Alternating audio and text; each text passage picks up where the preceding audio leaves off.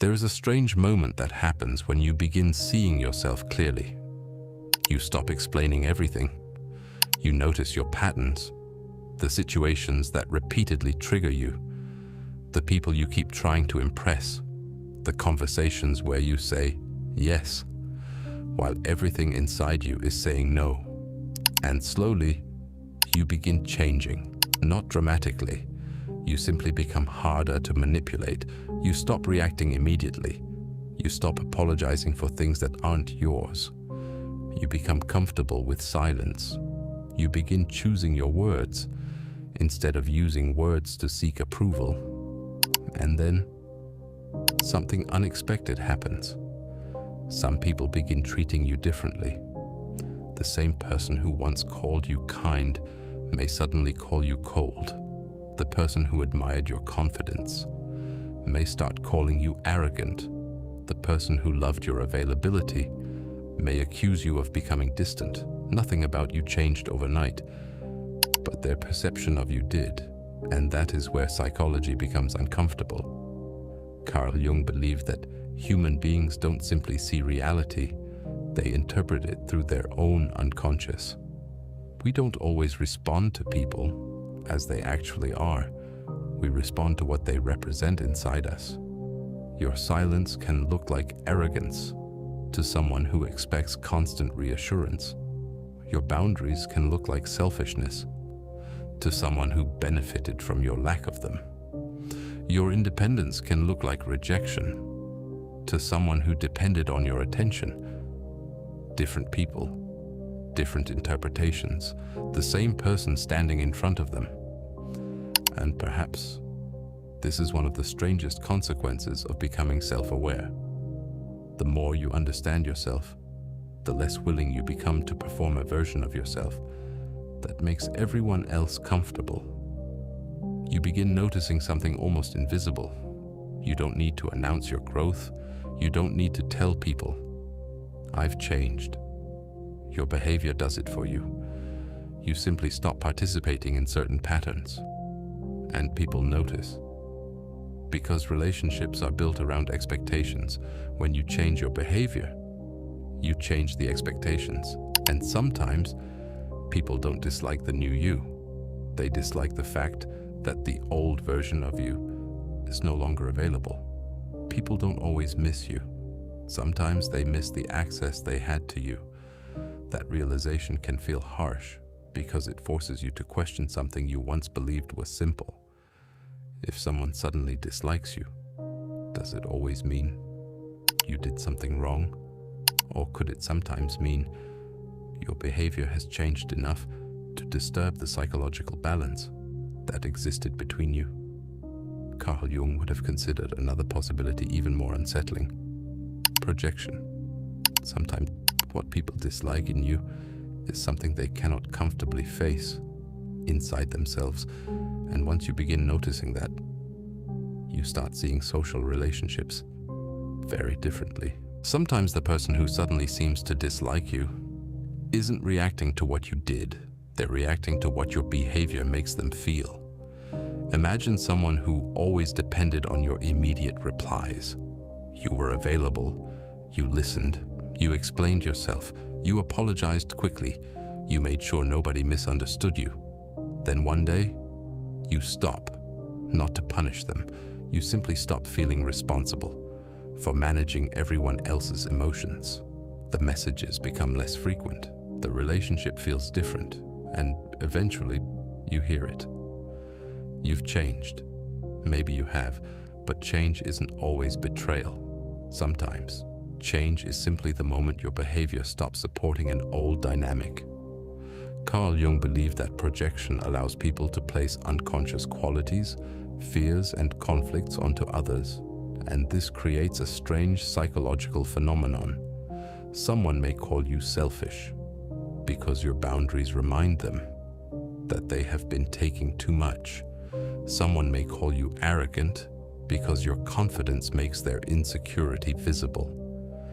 Someone may call you cold because you no longer give them the emotional reaction. They once used to feel powerful, but there is a dangerous mistake here. Not every criticism is projection. Not everyone who dislikes you is secretly threatened by your growth. Sometimes, you really did become difficult. Sometimes, self-awareness can become arrogance. Sometimes, boundaries become walls. Sometimes, confidence becomes superiority.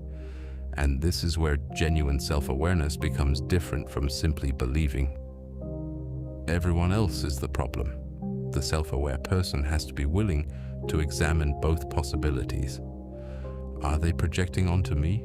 And am I projecting onto them? That second question is much harder because the ego loves explanations that make it innocent. It feels good to believe. They hate me because I'm becoming stronger. But sometimes, they dislike you because you stopped listening, or because you became dismissive, or because your new confidence requires everyone around you to tolerate your ego. Awareness without humility can become another form of blindness. Carl Jung's shadow doesn't disappear just because you become interested in psychology.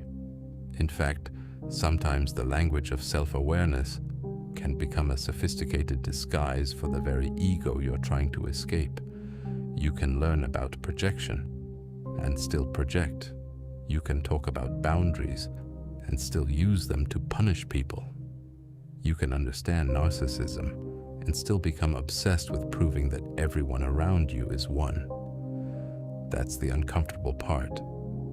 The more you understand psychology, the easier it becomes to use psychological language to hide from yourself. Real self-awareness isn't the ability to explain everyone, it's the willingness to question yourself, even when the answer makes you uncomfortable. And once you reach that point, something begins to change. You stop asking, "Why do they dislike me?" and begin asking, "What exactly about my presence is creating this reaction?" That question opens a much darker door. The answer isn't always flattering. Sometimes people react negatively to you because you have become harder to predict. They knew the old version of you. They knew what would make you apologize, what would make you explain yourself, what would make you stay, what would make you feel guilty. But self-awareness introduces something they didn't expect: choice. You begin noticing the moment. Before the reaction, someone says something insulting. You feel the anger, but instead of immediately responding, you watch it. Someone withdraws their attention. You feel the urge to chase them, but you recognize the impulse and let it pass. Someone criticizes you. You feel defensive, but instead of protecting your ego, you ask whether there is something useful inside the criticism. That small distance changes the entire psychological dynamic. You are still feeling everything. You simply aren't automatically obeying everything you feel. And people notice this, especially people who were accustomed to your reactions, because predictability creates comfort. When someone knows exactly how you'll respond, they know how to navigate you. Sometimes, they even know how to control you, but when you become conscious, the old buttons stop working. That can create frustration, not necessarily because someone is malicious. Sometimes, they simply don't know how to relate to the version of you that no longer behaves according to the old rules. The friend who could always guilt you tries again. Nothing happens. The person who expected you to defend yourself provokes you. You remain quiet. The person who assumed you chased them walks away. You let them. And suddenly, they don't know where they stand. This is where social perception becomes fascinating. People don't only form opinions about your personality. They form opinions about how much influence they have over you. And when that influence decreases, their perception of you can change. You were once easygoing. Now you're difficult. You were once kind. Now you're selfish. You were once humble. Now you're arrogant. Same person, different access.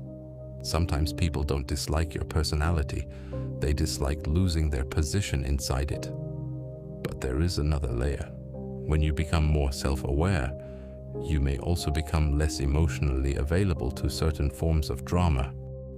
You stop participating in conversations designed only to create conflict. You stop explaining your decisions to people who have already decided to misunderstand them. You stop turning every disagreement into a crisis. And this can make you appear distant, uncaring, even intimidating. But silence can be interpreted in hundreds of ways, depending on the unconscious mind of the person observing it. Someone secure may see your silence as peace. Someone insecure may see it as rejection. Someone controlling may see it as resistance. Someone who needs constant validation may see it as abandonment. Your behavior didn't change, meaning their inner world changed the meaning of your behavior, and that is where projection becomes impossible to ignore. The moment you understand projection, you begin noticing something uncomfortable. People rarely respond only to what you actually do. They respond to the meaning. They attach to what you do. Your silence can become arrogance. Your confidence can become intimidation. Your independence can become rejection. Your kindness can become weakness. And your boundaries can become an insult. Not because those things objectively mean that, because every person carries their own psychological history into the room. Carl Jung understood that the unconscious doesn't simply disappear when we ignore it. It influences perception. And sometimes, another person becomes the screen onto which that unconscious material is projected. This is why two people can experience the exact same version of you and walk away with completely different impressions. One person says they're incredibly calm. Another says they're cold. One says they're confident. Another says they're arrogant. One says they know what they want. Another says they think they're better than everyone. Same behavior, different observers, different unconscious worlds, and perhaps this is why reputation is so psychologically unstable. You can spend years trying to control how people see you and still fail. Because you are not controlling their unconscious. You are only controlling your behavior. That distinction matters. You could explain yourself perfectly, and someone may still interpret your explanation through their own fears. You could be completely sincere and still be misunderstood. You could have good intentions and still become the villain in someone else's story. That doesn't automatically make you innocent. It simply means perception is never as objective as we like to believe. And here is where self-awareness becomes dangerous in a different way. Once you realize people are projecting onto you, you may become tempted to stop caring about anyone's opinion. They can think whatever they want. It sounds like freedom, but taken too far, it becomes another defense mechanism, because sometimes people's negative perception contains information, not always the whole truth, but sometimes a fragment of it. Maybe you're becoming more confident, but also less considerate. Maybe your boundaries are necessary, but the way you communicate them is unnecessarily harsh. Maybe you've stopped seeking approval, but you've started dismissing anyone who disagrees with you. Self-awareness isn't supposed to make you immune to criticism. It is supposed to make you capable of examining criticism without immediately accepting it or rejecting it. That requires something the ego hates: uncertainty. The ability to say, maybe they're projecting, and at the same time, maybe they're seeing something in me that I don't want to see. That tension is where genuine psychological maturity begins. Because the moment you become certain that everyone who dislikes you is simply threatened by your growth, you may have created a new illusion, one far more flattering than the one you escaped. And Carl Jung's shadow has a way of hiding inside the flattering identities too. There's a particular kind of person who becomes deeply attached to the identity of being self-aware. They know their triggers. They understand attachment. They talk about boundaries. They recognize manipulation. They can explain projection, shadow work, trauma, the unconscious. And yet, they may still be completely controlled by their ego, because knowing the language of psychology is not the same as knowing yourself. You can understand why someone is angry and still use their anger against them. You can recognize someone's insecurity and still enjoy feeling superior to them. You can identify manipulation and still manipulate. You can understand narcissism and still become obsessed with proving that everyone around you is narcissistic. This is one of the most dangerous psychological traps. Self-awareness can become another persona. Carl Jung's concept of the persona becomes important here. The persona is the identity we present to the world, and sometimes the self-aware person becomes just another identity, a new mask. Only this mask is more sophisticated. It says, I understand people. I see through everyone. Nobody can manipulate me. I know exactly what's happening psychologically. And slowly, you stop examining yourself because you've become convinced that you're the person who examines everyone else. That is not awareness, that is psychological superiority, and superiority can be just as defensive as insecurity. The insecure person says, I'm not good enough. The superior person says, I'm better than everyone. They appear opposite, but psychologically that they can come from the same wound. Both identities require constant comparison. One needs to feel above, the other fears being beneath. Both are still measuring worth through other people. Real self-awareness does something different. It makes you less certain about yourself, not more. You begin realizing that you can be kind and selfish, confident and insecure, wise and foolish, generous and resentful. You contain contradictions, and you stop needing to create a perfect story about which one is the real you. That is uncomfortable because the ego loves consistency. It wants a clean identity. This is who I am. But the unconscious is rarely that simple. There are parts of you haven't met yet, and sometimes the people who irritate you most are revealing them. The arrogant person may expose your own hidden need for recognition. The needy person may expose your discomfort with vulnerability. The controlling person may expose how much you secretly need certainty. The person who constantly seeks attention may reveal a desire for attention you don't permit yourself to admit. This doesn't mean every dislike is projection. It means every strong emotional reaction is worth examining, because sometimes the person you are judging is holding up a mirror you desperately want to break. And once you understand that, self-awareness becomes less about becoming impressive and more about becoming honest. There is another consequence of becoming self-aware. You become less interested in being liked by everyone, not because you stop caring about people, because you begin understanding that universal approval is impossible. Someone will misunderstand you. Someone will dislike your choices. Someone will project their fears onto you. Someone will prefer the older version of you. And if your identity depends on preventing all of that, you will spend your entire life performing. The unconscious hunger for approval can be subtle.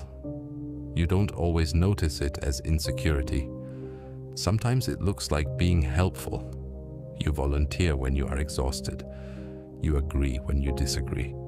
You laugh at things you don't find funny. You explain yourself, even when nobody asked. You soften every boundary because you're afraid of appearing rude. And then one day, you become conscious of the pattern.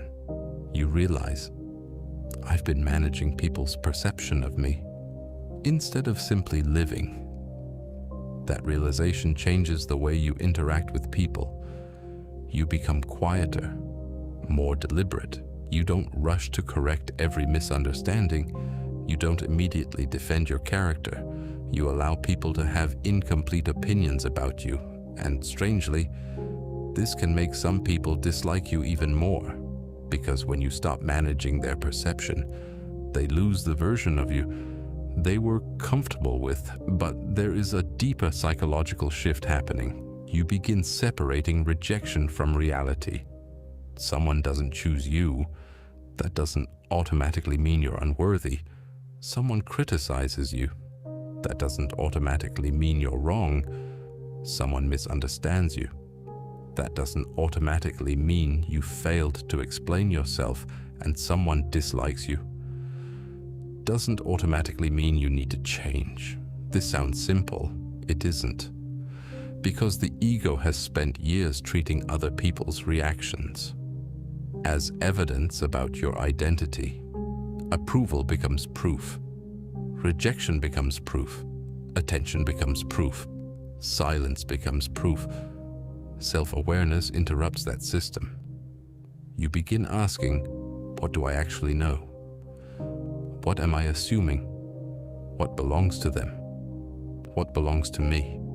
That separation is psychologically powerful, because not every emotion you experience belongs entirely to you, and not every emotion someone has toward you belongs entirely to you either. People bring their history, their insecurities, their expectations, their wounds into every relationship. You do too. That is why genuine self-awareness doesn't make you certain that you understand everyone. It makes you humble enough to admit that you don't.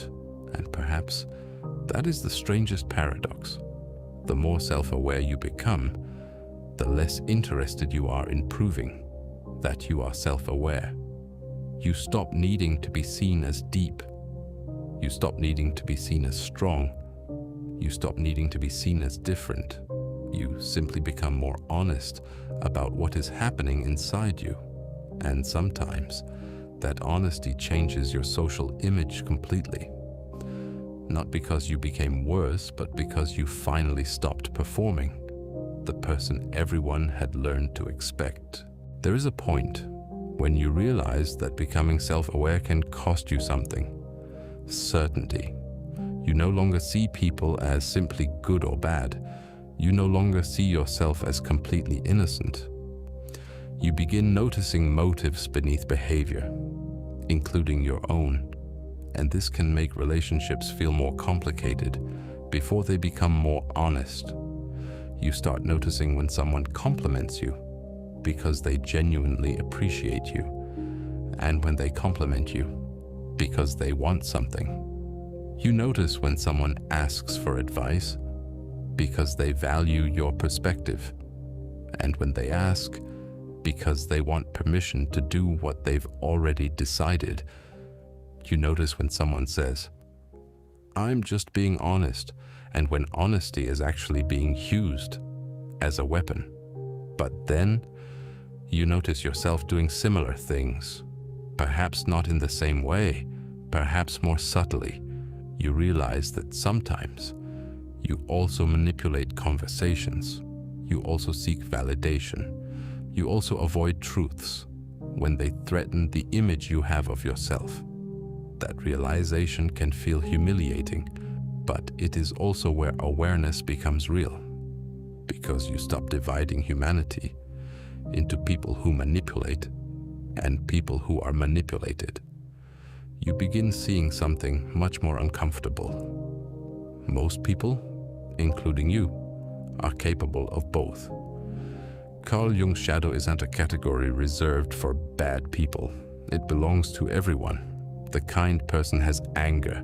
The confident person has insecurity. The generous person has selfish impulses. The honest person has moments when lying would be easier. The calm person has rage. The disciplined person has impulses.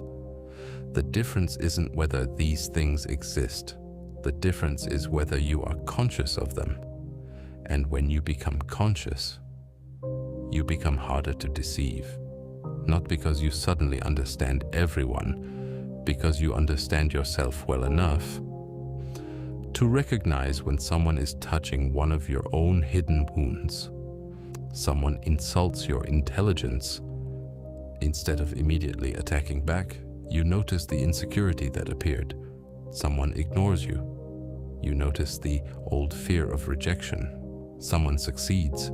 You notice envy before it becomes resentment. That pause is everything, because without it, the unconscious chooses your behavior. With it, you have a choice. And perhaps this is why some people become uncomfortable around a genuinely self-aware person. Not because that person is perfect, but because they are difficult to pull into unconscious games. They notice patterns, they notice contradictions, they notice their own reactions, and therefore become less predictable. And when someone becomes less predictable, the old methods of controlling the relationship begin to fail. But there is one final danger. You can become so aware of other people's projections that you forget you are projecting too. That is the shadow's final hiding place, not inside ignorance, but inside the belief that you have already understood yourself. There is a strange irony. The more you understand projection, the more carefully you have to watch yourself, because the moment you become convinced, I see through everyone, you may have stopped seeing yourself. Carl Jung understood that consciousness is not a destination. There is no final moment when you suddenly become completely self-aware. There are always parts of you remaining outside your awareness, a reaction you haven't understood, a fear you haven't named, a desire you don't want to admit, a wound you thought you had healed until someone touches it again. That is why psychological growth can feel circular. You think you've solved something, and life creates another situation that reveals you only understood the surface. The same relationship pattern returns. The same insecurity appears. The same need for approval, wearing a different face. And this time, you notice it sooner. That is progress. Not becoming someone who never gets triggered. Becoming someone who recognizes the trigger before it becomes behavior. You become capable of saying, something about this situation is affecting me, instead of, this person is the problem. That difference sounds small. Psychologically, it is enormous, because blame closes the investigation. Awareness keeps it open. And once you keep the investigation open, you begin discovering something even more uncomfortable. Some people really are projecting onto you. Some people really do misunderstand you. Some people really will dislike you for reasons that have nothing to do with your character. But sometimes their criticism contains a piece of truth, not the whole truth, a piece. And maturity is being able to separate the two. You don't have to accept every accusation. You also don't have to reject every accusation. You examine it quietly, without ego, without defensiveness, without the desperate need to remain the hero in your own story, because the ego wants a simple narrative. I am misunderstood. They are insecure. They can't handle my growth. Sometimes that story is true, but if you use it every time someone dislikes you, you have created another psychological prison, one where you can never be wrong. And a person who can never be wrong cannot become more conscious. This is perhaps the most unsettling stage of self-awareness. You begin realizing that your image in other people's minds is partly outside your control. Some will see you accurately, some will misunderstand you, some will project onto you, some will criticize you fairly, some will criticize you unfairly, and some will simply decide they don't like you. You cannot control all of it. What you can control is whether you continue performing to prevent it. And perhaps that is where self-awareness becomes freedom. Not when everyone finally understands you, but when you no longer need everyone to understand you. And once you stop needing everyone to understand you, something else changes. You stop explaining yourself to people who have already decided what they want to believe. You stop defending every decision. You stop correcting every misunderstanding. You stop trying to prove that your intentions were good to someone determined to interpret them differently. This doesn't make you cold. It makes your inner world less dependent on external interpretation. Carl Jung believed that individuation involves becoming more conscious of who you are, separate from the expectations and identities imposed by the collective. And that process can be lonely, because the more clearly you understand yourself, the less willing you become to live according to an identity, simply because other people are comfortable with it. You may become quieter, more selective, less reactive. You may stop sharing every thought, not because you have secrets, but because you no longer need to be constantly witnessed. And people may misunderstand that silence. They may say, "You think you're better than everyone now. You've become arrogant. You've changed." Maybe you have. But the important question isn't, do they like the new me? The important question is this actually me? Because there is another trap in becoming self-aware. You can become so focused on escaping your old identity that you create a new one. The person who never says no becomes the person who says no to everything. The person who once needed approval becomes obsessed with proving they need nobody.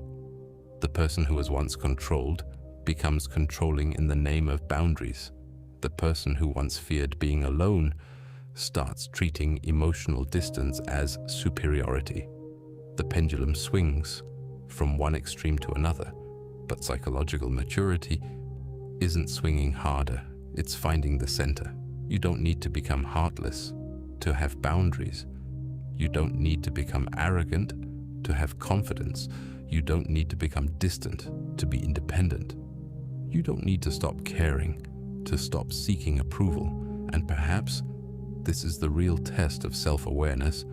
Can you change without becoming the opposite of who you used to be? Can you become stronger without needing weaker people around you? Can you become independent without punishing people for needing you?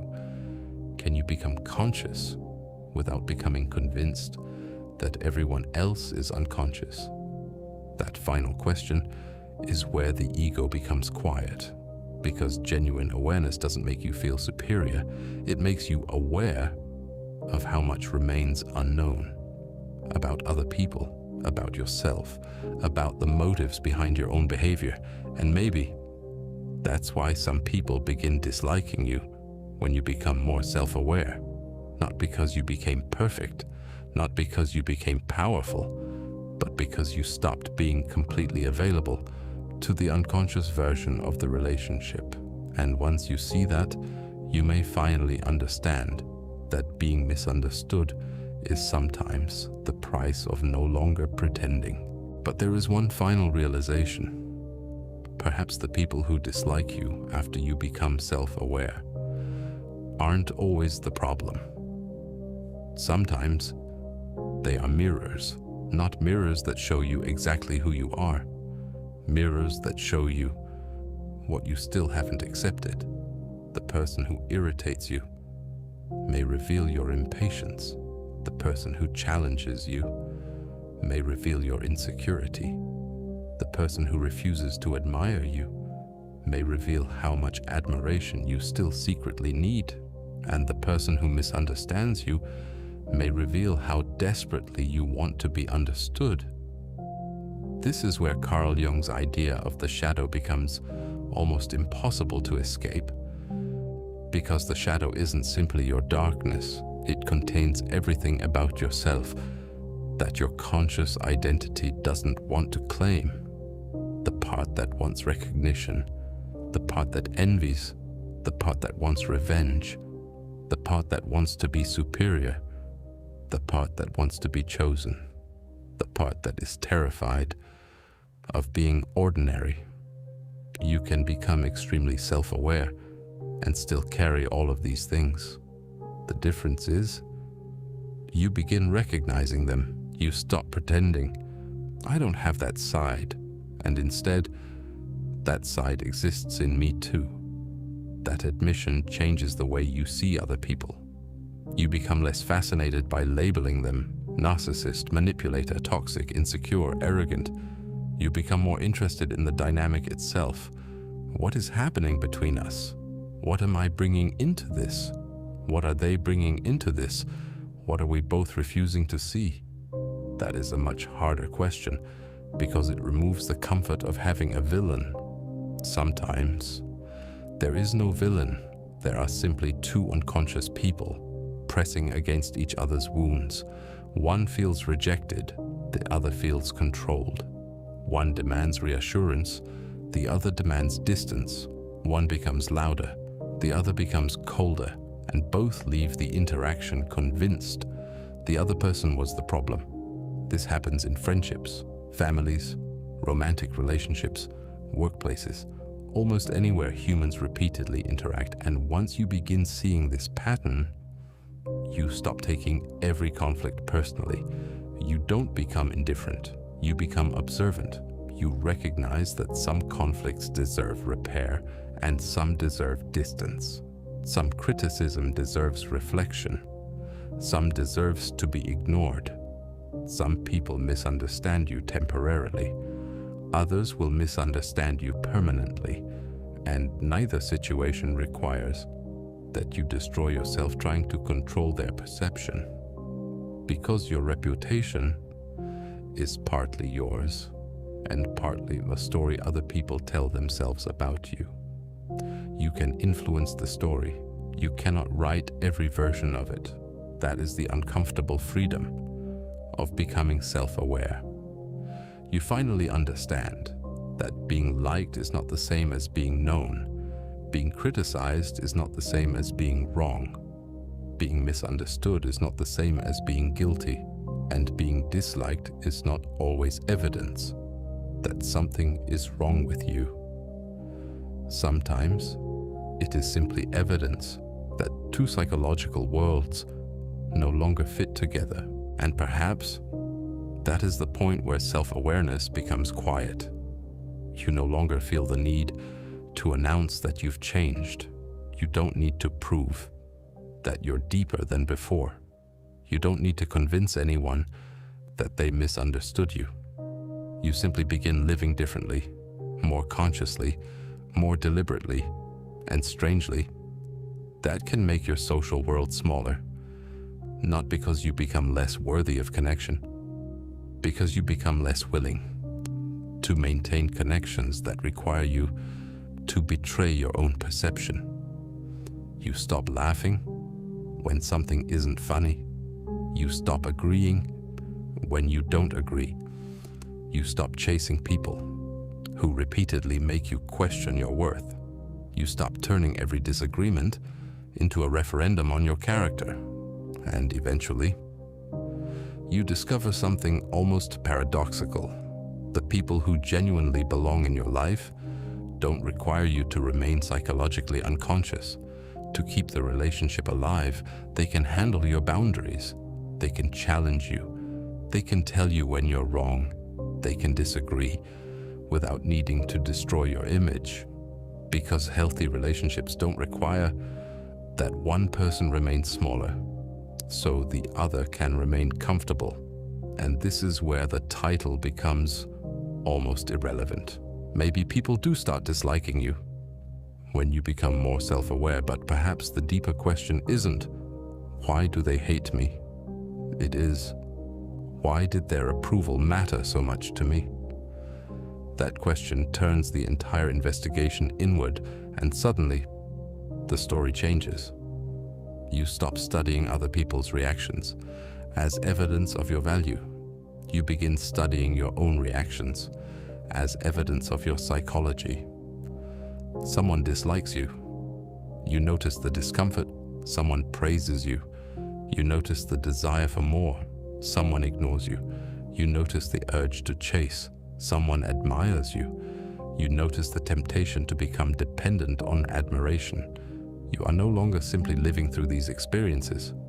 You are watching yourself live through them, and that distance is where consciousness grows.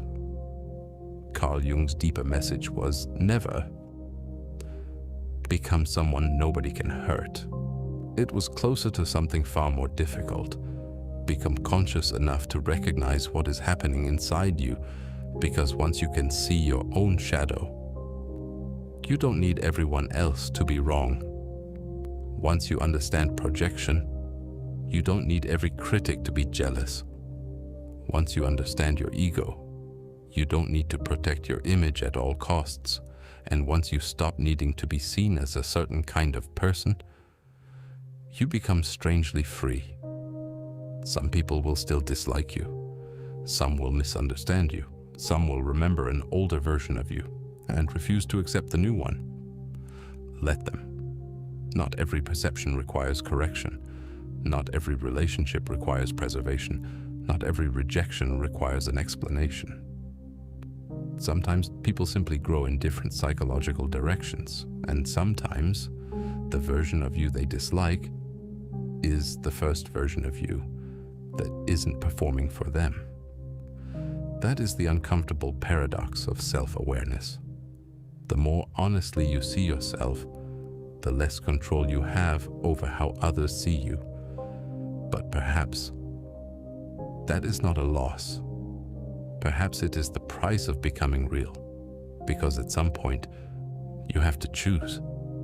You can spend your life managing the image people carry of you, or you can spend it discovering who you actually are when nobody else is defining you. And maybe the people who dislike you after that are not always proof that you became worse. Sometimes they are simply proof that you finally became difficult to confuse with the person you used to pretend to be.